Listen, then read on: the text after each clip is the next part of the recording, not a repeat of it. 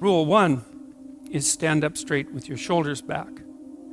And rule 2 is treat yourself like you're someone responsible for helping. And number 3, which is very tightly associated with number 2, they're sort of variations on a theme, is make friends with those people who want the best for you. By the way, these last 2 rules aren't injunctions designed to make your life easier.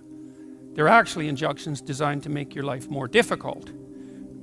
Kierkegaard said at one point that his role in life, given that everything was proceeding to become easier and easier in all possible ways, that there would come a time when people would cry out for difficulty. And so that's partly how he envisioned his role in the world, interestingly enough, as a universal benefactor of mankind who would strive to do nothing other than to make life more difficult for everyone.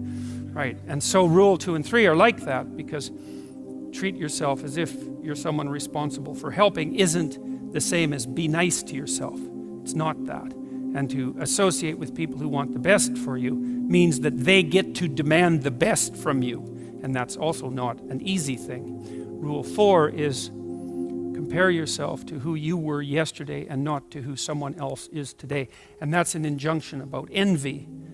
You need things that are above you because you need to do something worthwhile with your life. You need something to aim at, but one of the consequences of that is that you can become envious of people that you believe have attained more in a deserved or undeserved manner, and that can make you bitter. And so it's much better to compare yourself to yourself and to use yourself as the target for improvement and comparison. Rule 5 is don't let your children do anything that makes you dislike them. And the rule of thumb there is if you dislike them, then other people will.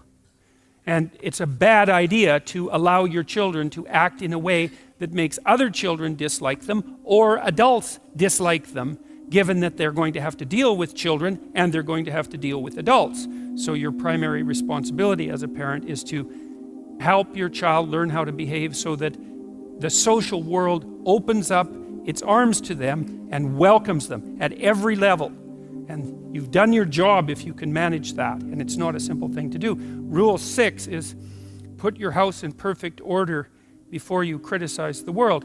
And that's not take no action for others until you have your act together. That isn't what the rule means. It means that bind your ambition with humility and work on what's right in front of you that you will suffer for if you get wrong before you engage in the large-scale transformation of other people. Rule 7 is do what is meaningful and not what is expedient. And I would say in some sense that's the core ethos of the book. Not exactly, because rule 8, which is tell the truth or at least don't lie, is a necessary conjunction to that, or a necessary additional element, because I don't think that you can pursue what is meaningful without telling the truth. And the reason for that is if you don't tell the truth, or let's say if you lie, which is an easier way to think about it, you corrupt the mechanisms, the instinctual mechanisms that manifest themselves as meaning, and then you can't trust them. And that's a very bad idea. So the fundamental reason to not lie is because you corrupt your own perceptions if you lie. And when you corrupt your own perceptions, then you can't rely on yourself. And if you can't rely on yourself, then, well, good luck to you. Because what are you going to rely on in the absence of your own judgment? You've got nothing if you lose that. Rule 8 is, as I said, tell the truth or at least don't lie. Rule 9, assume that the person that you're listening to knows something you don't. And that's not so much a mark of respect for the person, although it is that.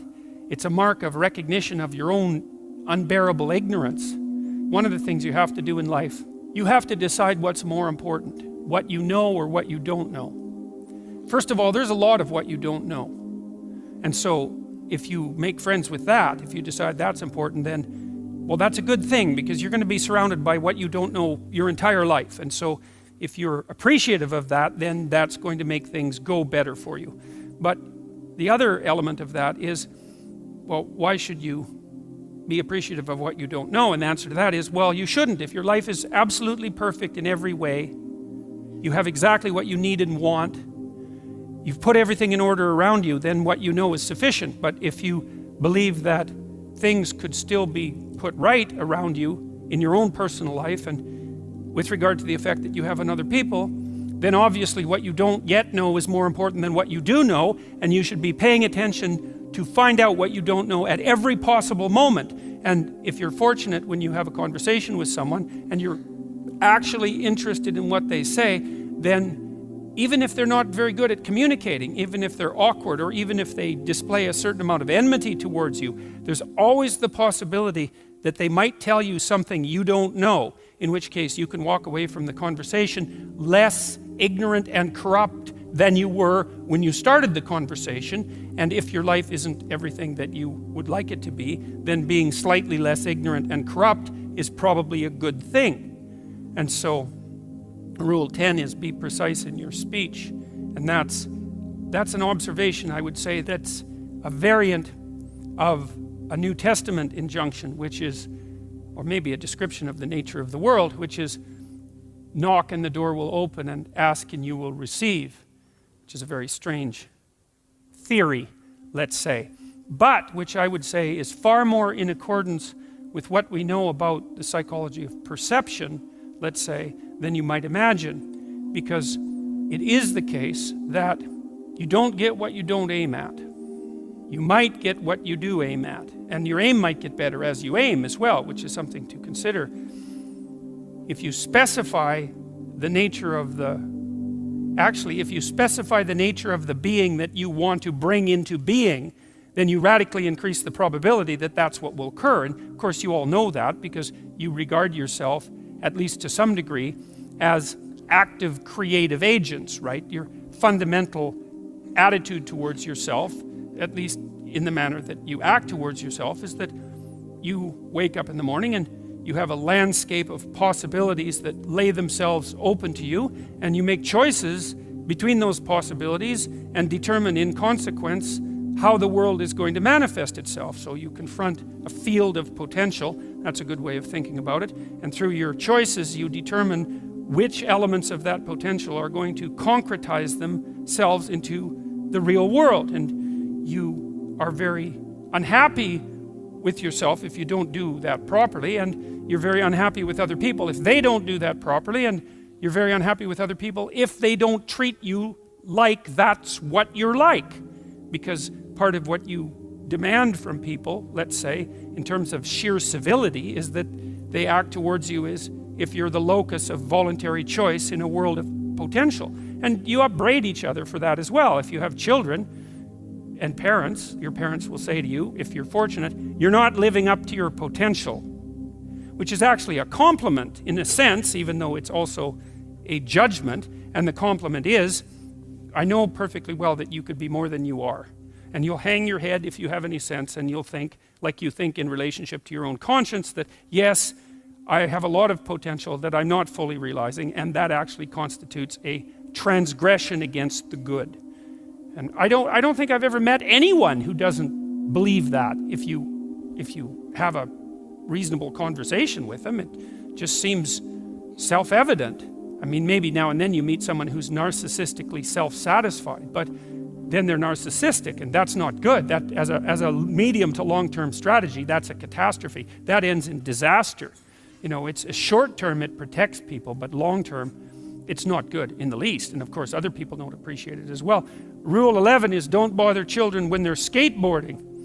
And that's actually a discussion of courage, of encouragement more specifically, because I've been trying to understand, for example, what role parents play in the lives of their children. And I would say this is a role that is of fundamental importance, as well as attempting to guide your children so that they act in a socially desirable manner so that the world opens itself up to them. You also want to encourage them, which is not the same as sheltering them. It's not the same at all.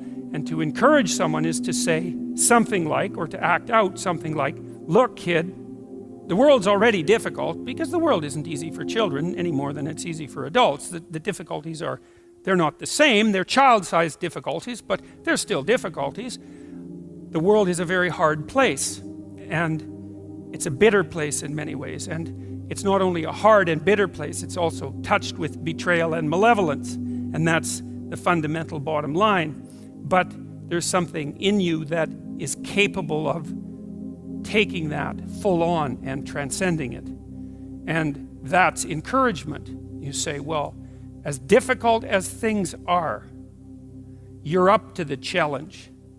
And to interfere with children when they're skateboarding, for example, when they're doing, let's say, inadvisably dangerous things, which kids of course do if they're skateboarding, to interfere with that is to interfere with the child's willingness to voluntarily expose themselves to the risks that they need to expose themselves to in order to develop the sort of competence that allows them to thrive in a world they cannot be sheltered from. And so to interfere with children when they're taking necessary risks is not love or empathy, but cowardice on the part of parents. And it's deeply damaging to children. And I can tell you, as a clinical psychologist, I've never had a client come to my office. In all the hundreds of encounters I've had with people in my office, I've never had a client say, my parents made me too independent. That hasn't happened once. Right, now, my parents made me too dependent, or I conspired with my parents to perpetuate my dependence. That happened all the time. So there's a rule of thumb, which I think is a good one, which I believe is often applied in nursing homes by people who work in nursing homes, which is of course a very difficult job. And the rule is, do not do anything for anyone they can do for themselves. And the reason for that is that it's a form of theft. Rule 12 is pet a cat when you encounter one on the street. And it's oddly enough, a meditation on fragility. It's a discussion of what you do when you don't know what to do. And that's really when things have gone badly for you, when you face a terrible tragedy in your own personal life or in your familial life, or perhaps even in the life of your community, when things come crowding in at you too quickly. In the case of a death in the family, or a terrible illness, or the collapse of a dream, or any of the things that can flip your world upside down, is how do you cope with that? And that chapter contains a discussion of the necessity of narrowing your time frame, because sometimes the right way to look at the world is across years, and sometimes it's across months, and when things are more out of control, perhaps it's across days, and when you're really up against the wall, it's across hours or even minutes. And during those minutes, then you concentrate on doing as well as you can with what's right in front of you for the longest unit of time that you can tolerate conceptualizing. Maybe that's what you do at someone's deathbed. And while you're doing that and suffering away madly, then you also take the time to appreciate everything you can that manifests itself, that allows itself to be appreciated. And so that's the metaphor of the cat, I suppose.